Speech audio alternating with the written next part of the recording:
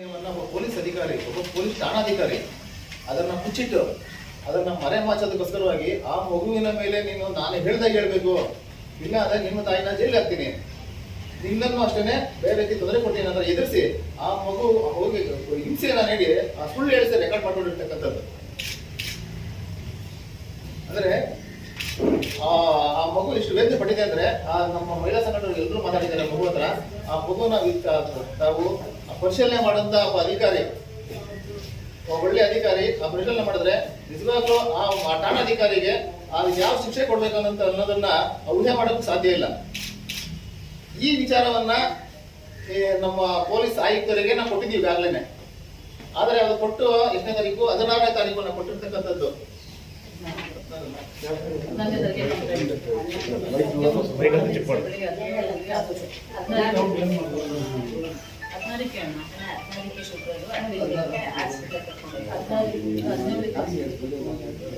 Complaint ಕೊಟ್ಟಿದ್ದು 16ನೇ ತಾರೀಕು, police ಆಯುಕ್ತರಿಗೆ ಕೊಟ್ಟಿರ್ತಕ್ಕಂಥ 19ನೇ ತಾರೀಕು ಪೊಲೀಸ್ ಆಯುಕ್ತರಿಗೆ ನಾವು ದೂರ ಕೊಟ್ಟಿದ್ದೀವಿ. ಆದ್ರೆ ಪೊಲೀಸ್ ಆಯುಕ್ತರು ಏಕೆ ಇಷ್ಟೊಂದು ನೆಗ್ಲೆಕ್ಟ್ ಮಾಡ್ತಾ ಇದ್ದಾರೆ, ಏಕೆ ಆ ಒಬ್ಬ ಅಧಿಕಾರಿಯ ವಿರುದ್ಧ ಕ್ರಮ ತಗೊಳ್ಳೋದಕ್ಕೆ ಏಕೆ ಇಷ್ಟೊಂದು ತಾರತಮ್ಯ ಮಾಡ್ತಾ ಇದ್ದಾರೆ ಅನ್ನೋದನ್ನ ತಾವು ಮೊದಲಿಂದ ಮಾತಾಡಿ. ಒಬ್ಬ ಹೆಣ್ಮಗಳ ಮೇಲೆ ಇದು ಲೈಂಗಿಕ ದೌರ್ಜನ್ಯ ಆಗಿರ್ತಕ್ಕಂಥದ್ದು, ಅಪ್ರಾಪ್ತ ಹೆಣ್ಮಗು ಮೇಲೆ. ಈ ಹೆಣ್ಮಗು ಮೇಲೆ ಆಗಿರ್ತಕ್ಕಂಥ ದೌರ್ಜನ್ಯವನ್ನ ನಾವು ಕಂಪ್ಲೇಂಟ್ ಕೊಟ್ಟು 16ನೇ ತಾರೀಕು ದೂರು ಕೊಡ್ತೀವಿ. ಆಗ ಆ ಪೊಲೀಸ್ ಅಧಿಕಾರಿ ಆ ದೂರ ತಗೊಳಕ್ಕೆ ಸಿದ್ಧ ಇಲ್ಲ. ಆಗ ಒಬ್ಬ ಮಹಿಳೆ ಈಗ ಸಂತ್ರಸ್ತೆಯ ಜೊತೆಯಲ್ಲಿ ಹೋದಂತ ಒಬ್ಬ ಮಹಿಳೆ ಫೋನ್ ಮಾಡ್ತಾರೆ ಯಾರಿಗೆ, ಪೊಲೀಸ್ ಆಯುಕ್ತರಿಗೆ, ಉಪ ಆಯುಕ್ತರಿಗೆ ಫೋನ್ ಮಾಡಿ, ಸರ್ ನಾವು ದೂರು ಕೊಡಕ್ ಬಂದಿದ್ದೀವಿ, ಒಬ್ಬ ಸಣ್ಣ ಮಗು ಮೇಲೆ ಈ ರೀತಿ ದೌರ್ಜನ್ಯ ಆಗಿದೆ, ಇವರು ಪೊಲೀಸರು ಇದನ್ನ ದೂರ ತಗೊಳ್ತಾ ಇಲ್ಲ ಅಂತ ಹೇಳಿದಾಗ ಉಪಾಯುಕ್ತರು ಪೊಲೀಸರಿಗೆ ಮಾಹಿತಿ ಕೊಟ್ಟು ದೂರನ್ನ ತಗೊಳ್ರಿ ಅಂತ ಹೇಳ್ತಾರೆ. ಆ ನಂತರ ರಾತ್ರಿ 10:30 11 ಗಂಟೆಯಲ್ಲಿ ಆ ದೂರನ್ನು ತಗೊಂಡು FIR ಮಾಡ್ತಾರೆ ಸೋಲದೇವನಹಳ್ಳಿ ಪೊಲೀಸ್ ಠಾಣೆಯಲ್ಲಿ. FIR ಆದ ನಂತರ ಆ ಮಗುನ ಮತ್ತೆ ತಾಯಿನ ವೈದ್ಯಕೀಯ ಪರೀಕ್ಷೆ ಕಳಿಸ್ತಾರೆ. ವೈದ್ಯಕೀಯ ಪರೀಕ್ಷೆಗೆ ಹೋದ ನಂತರ ಅಲ್ಲಿನ ಚಿತ್ರಣಗಳೇ ಬದಲಾಗ್ತವೆ. ಈ ಮಗು ಮೇಲೆ ಮತ್ತೆ ತಾಯಿ ಮೇಲೆ ಪೊಲೀಸರ ದೌರ್ಜನ್ಯ ಅಂದ್ರೆ, ನೀನು ಆ ದೌರ್ಜನ್ಯ ನಡೆದಂತ ಅವನ ಹೆಸರನ್ನ ಹೇಳಬಾರ್ದು, ಏನೋ ನಡೆದಿಲ್ಲ ಅಂತ ಹೇಳ್ಬೇಕು ಅನ್ನೋ ರೀತಿ ಎದುರಿಸಿ ಲಾಸ್ಟ್ಗೆ ಈ ಮಗುನ ಒಂದ್ ಕಡೆ ಕೂಡಾಕ್ತಾರೆ, ಇನ್ನೊಂದು ಮಗು ತಾಯಿನ ಒಂದು ರೂಮಲ್ಲಿ ಕೂಡಾಕಿ ಆ ಮಗುಗೆ ಎದುರಿಸಿ ಆ ಮಗು ಕೈಯಿಂದ ಆ ಮಗು ಮೂತ್ರ ವಿಸರ್ಜನೆ ಮಾಡ್ಕೊಂಡಿದ್ದೆ ಆತ ಎದುರಿಸುವಂತ ಆ ಗಲಭೆಗೆ, ಆ ಗಾಬರಿಗೆ. ಆದ್ರೂ ಸಹ ಬಿಡದೆ ಆ ಮಗು ಕೈನಲ್ಲಿ ಸುಳ್ಳನ್ನ ಹೇಳ್ಬೇಕಂತ ಹೇಳಿಸಿ ಅದನ್ನ ವಿಡಿಯೋ ಮಾಡ್ಕೊಂಡು ಇಟ್ಕೊಂಡಿದ್ದಾರೆ.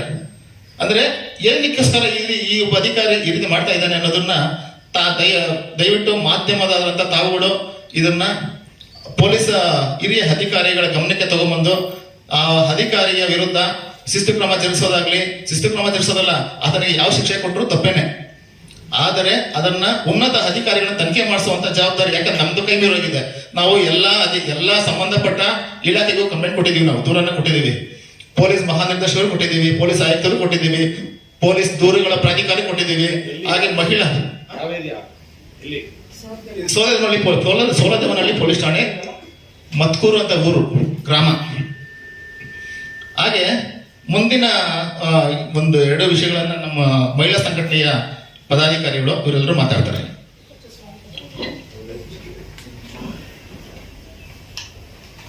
ನ್ಯಾಯಪರ ರಾಷ್ಟ್ರೀಯ ಮಹಿಳಾ ಸಂಘಟನೆಯ ಸವಿತಾ ಅವರು, ಹಾಗೆ ಅವನಿಕಾ ಶ್ರೀ ಮಹಿಳಾ ಮತ್ತು ಮಕ್ಕಳ ಅಭಿವೃದ್ಧಿ ಸಂಸ್ಥೆ, ಹಾಗೆ ರೇಣುಕಾ BR ಅಂಬೇಡ್ಕರ್ ಯುವಕ ಸಂಘ, ಪುಷ್ಪಾ ಶೆಟ್ಟಿ ಅವರು ಸಮಾಜ ಸೇವಕರು, ಯಶೋಧ ರಾಜ್ಯ ಕಾರ್ಮಿಕ ಯೂನಿಯನ್ ಅಧ್ಯಕ್ಷರು, ಹಾಗೆ ಸ್ವರೂಪ ರಾಣಿ ಅಹಲ್ಯಾಬಾಯಿ ಮಹಿಳಾ ಸಂಘದ ಅಧ್ಯಕ್ಷರು ಜನ ಇವಾಗ ತಮಗೆ ಮಾಹಿತಿಯನ್ನ ಕೊಡುವಂತ ಕೆಲಸ ಮಾಡ್ತಾರೆ. ಎಲ್ಲರಿಗೂ ನಮಸ್ಕಾರ. ಮಾಧ್ಯಮ ಮಿತ್ರರೇ, ಕಾನೂನಿನಲ್ಲಿ ನ್ಯಾಯ ಕೇಳಲು ಹೋದಾಗ ಹೆಣ್ಣು ಮಕ್ಕಳಿಗೆ ಈ ತರಹ ತಿರುಚಿ ಹೇಳಿಕೆ ತಗೊಳ್ಳುವಂತಹ ಠಾಣಾಧಿಕಾರಿಗಳು ನಿಜವಾಗ್ಲೂ ಇದ್ದಾರೆ ನನ್ನ ಅರಿತು ತುಂಬ ನೋವಾಗ್ತದೆ.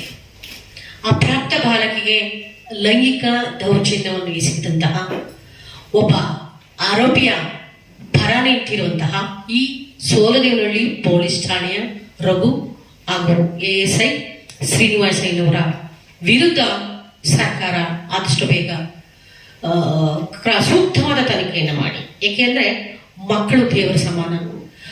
ಆ ಮಗುವಿನ ಮಿತ್ರರೇ, ನೀವೊಮ್ಮೆ ಆ ಮಗುವಿನ ಹತ್ರ ಮಾತಾಡಿದ್ರೆ ಅರ್ಥ ಆಗ್ತದೆ. ಪುಟ್ಟ ಬಾಲಕಿಯ ಬಾಯಲ್ಲಿ ಆಕೆಯ ಹೇಗೆ ಹೇಳ್ಬೇಕು ಗೊತ್ತಾಗ್ತಿಲ್ಲ. ನನ್ನೊಬ್ಳು ತಾಯಿ ಸಂಕಟ ಆಗ್ತದೆ.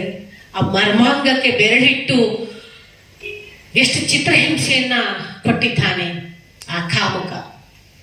ಅಂಥವನ ಪರ ಪೊಲೀಸ್ ಠಾಣೆಗಳಲ್ಲಿ ನೀವು ಯಾವ್ದಕ್ಕೆ ಆಸೆ ಪಡ್ತಿದ್ದೀರಿ ಗೊತ್ತಿಲ್ಲ. ನಿಮ್ಮ ಮನೆಗಳಲ್ಲೂ ಮಕ್ಕಳಿರ್ತಾವಲ್ವಾ?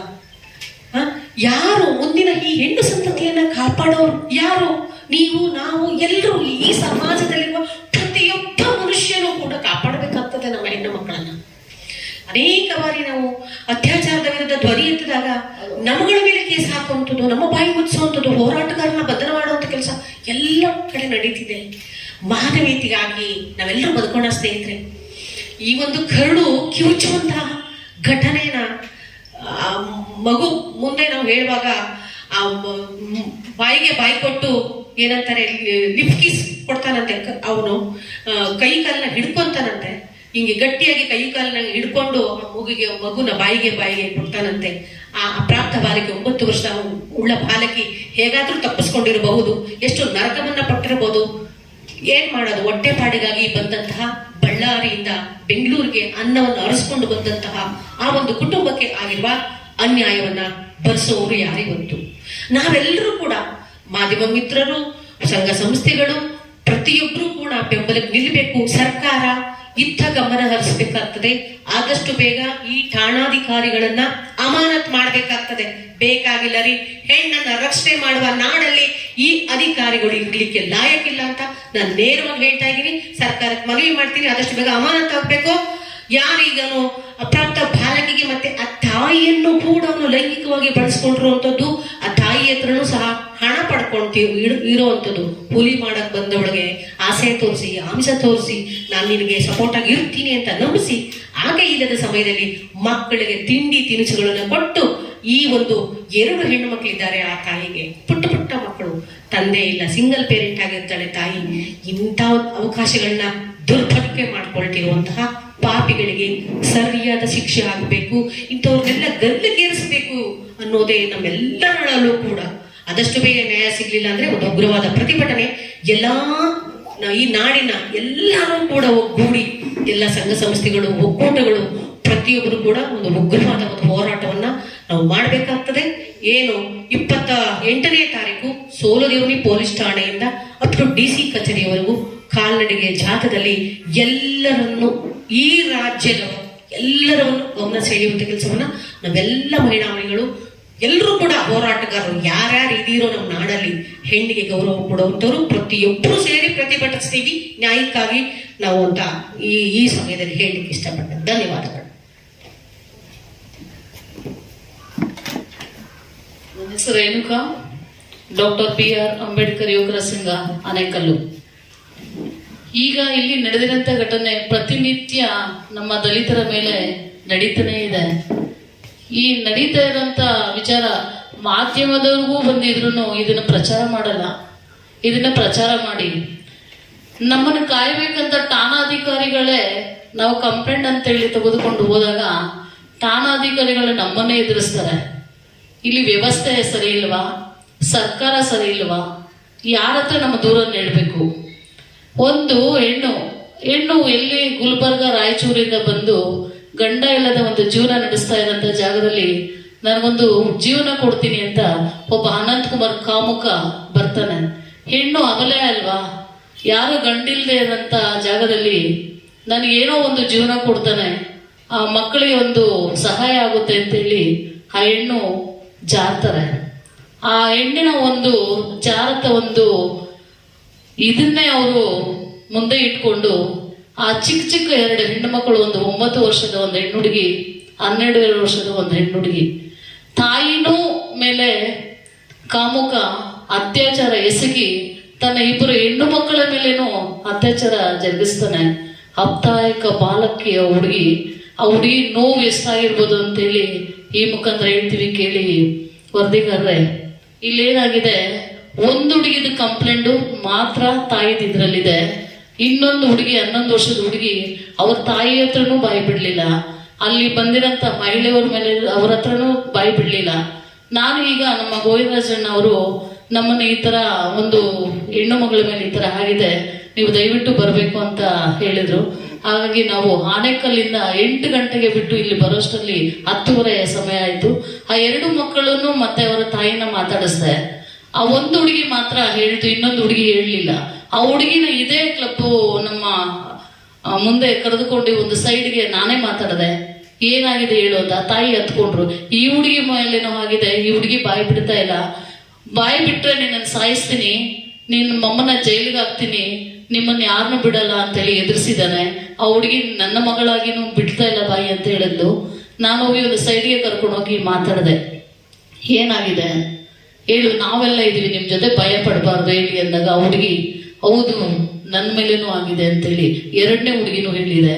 ಅದು ಒಂದು ಸರಿ ನೀವು ಮಾತಾಡಿ, ಯಾಕಂದ್ರೆ ಯಾಕೆ ಎಲ್ಲಿ ಏನಾಯ್ತು ಅಂತ ಕೇಳಿದಾಗ ಕಾರಲ್ಲಿ ಒಂದು ಸರಿ ನಮ್ಮನ್ನ ಕರ್ಕೊಂಡೋದ್ರು, ತಿಂಡಿ ಕೊಡಿಸಿದ್ರು, ನನ್ನನ್ನ ಅತ್ಯಾಚಾರ ಮಾಡಿದ್ರು. ನಾನು ಹೇಳಿದೆ ನೋವಾಗಿಲ್ವಮ್ಮ ಅಂತ ಕೇಳಿದೆ. ತುಂಬಾ ನೋವಾಯ್ತು, ಹತ್ಕೊಂಡೆ, ಬಿಡ್ಲಿಲ್ಲ. ಮತ್ತೆ ಒಂದ್ಸರಿ ಯಾವುದೋ ಒಂದು ರೂಮಿಗೆ ಕರ್ಕೊಂಡೋಗಿದ್ದಾನೆ ಆ ಮಗುನ ಬಾರದೇ ಇರೋಂಥ ಜಾಗಗಳಲ್ಲೆಲ್ಲ ಮುಟ್ಟಿ ಹುಜ್ಜಿ ಅವ್ರಿಗೆ ಗಾಯ ಮಾಡಿದ್ದಾಳೆ. ರೀಸರ್ಚ್ ಮಾಡೋವಾಗ ನಾನು ಹೇಳಿದೆ, ರೀಸರ್ಚ್ ಮಾಡೋ ನೋವಾಗಿಲ್ವ ಅಂತ ಕೇಳಿ ಮಾಧ್ಯಮಿತಾರೆ.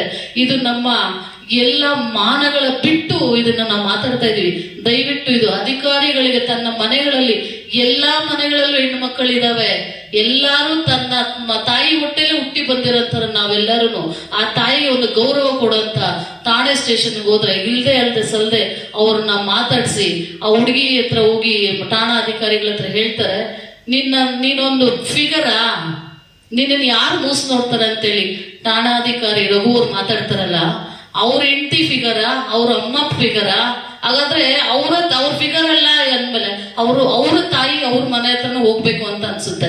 ಹಾಗಾಗಿ ಅವೊಂದು ನೊಂದಿರಂತ ಹೆಣ್ಣು ಮಗಳನ್ನ ಠಾಣಾಧಿಕಾರಿಗಳು ಅವ್ರನ್ನ ಇಲ್ದೇ ಸಲ್ದೆ ಕಂಪ್ಲೇಂಟ್ಗಳನ್ನ ತಗೊಂಡೆ, ಅವ್ರನ್ನ ಮೇಲೆ ಇಲ್ದೇ ಇಲ್ದ ಒಂದು ಕಂಪ್ಲೇಂಟ್ಗಳನ್ನ ತಗೊಳ್ತೀರ ಮಾಡ್ತಾ ಇರೋಂತ ಅಧಿಕಾರಿಗಳನ್ನ ಅಮಾನತು ಮಾಡಬೇಕು. ಈ ಕೂಡಲೇ PSI ಶ್ರೀನಿವಾಸ ಮೂರ್ತಿ, ಠಾಣಾಧಿಕಾರಿ ರಘು ಅವ್ರ ಮೇಲೆ ಈ ಕೂಡಲೇ ಅವ್ರನ್ನ ಬಂಧಿಸಬೇಕು, ಇವ್ರ ಮೇಲೆ ಆಕ್ಷನ್ ತಗೋಬೇಕು ಅಂತ ಈ ಮುಖಾಂತರ ಹೇಳ್ತಾ ಇದ್ದೀನಿ.